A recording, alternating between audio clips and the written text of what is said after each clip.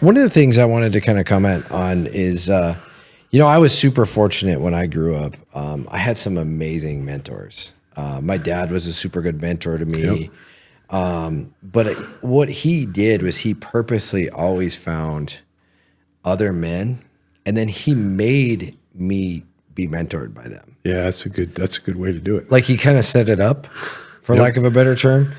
I mean, I don't know if you know who Colonel Red Wilson is. Yep. Retired Army Colonel. He's in the Phoenix Project in Vietnam. Yep. Sure Actually, was. the 45 on my hip today he gave to me. Yeah, there you go. Yeah. So just a great mentor of mine. Jesse, I know everyone's going to ask. Would you please show that on the camera? Everyone's going to ask what's on your hip. I'm not going to pull it out, but I'll explain.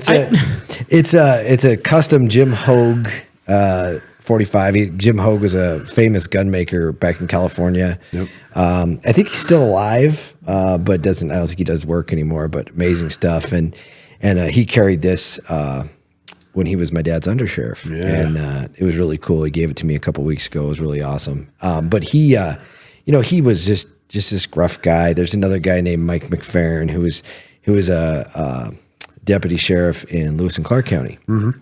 And a friend of my dad's. And I mean, I could go on and on about all these really cool, great, and they were all old, really, like you said, gruff men.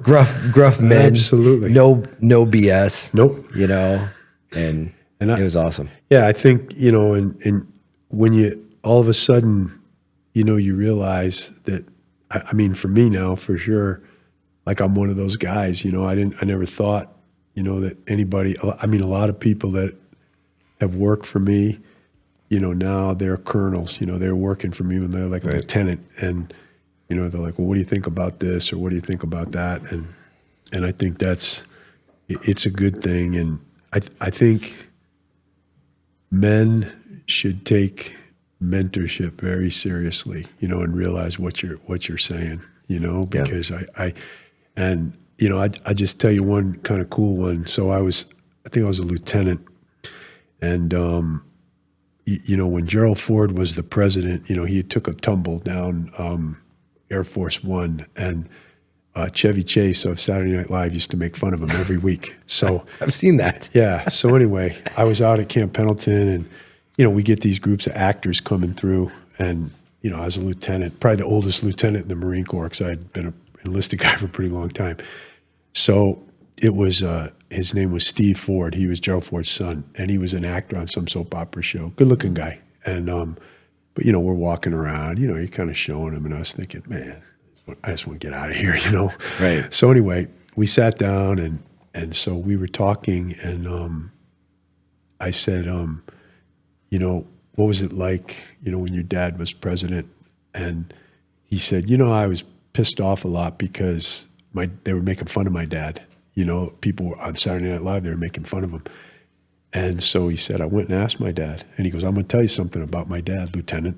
Like he was I think I was older than him. But, I mean, he said, my dad looked at me and said, son, I came to the presidency after Watergate, after we'd had a president expelled. I think he used the term expelled. And he said, our nation was shook. And if somebody comes home at the end of the day after working and wondering what's going to happen tomorrow, and they see that with me or Chevy Chase, and he goes, I think he's pretty funny. And he said, that's fine with me. And so his son said, Dad, you were a fighter. I think he said you were a fighter pilot in World War II.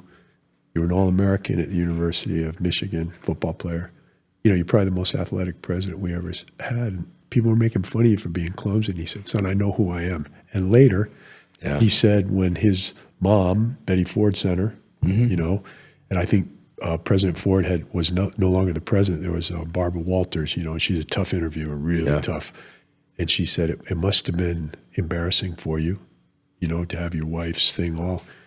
And he said, my dad had a certain way of looking at people when he was really mad, but he could keep his temper. And he said he just looked at her and he said, my wife had a problem that a lot of people have. She went and did something about it, and she went 1 or 2 or 10 steps further by creating the Betty Ford Center. I loved her then. I love her now. I love her always. And I thought, that's the guy. That's the guy. Sometimes what's happening right now, I'm like, I want that guy. Yeah. I want that guy. So yeah, I think, but like you said, you get, you want to be a mentor if you feel, you can help. And, sometimes you get as much out of it as they do for sure. Maybe more, or maybe more. No, absolutely.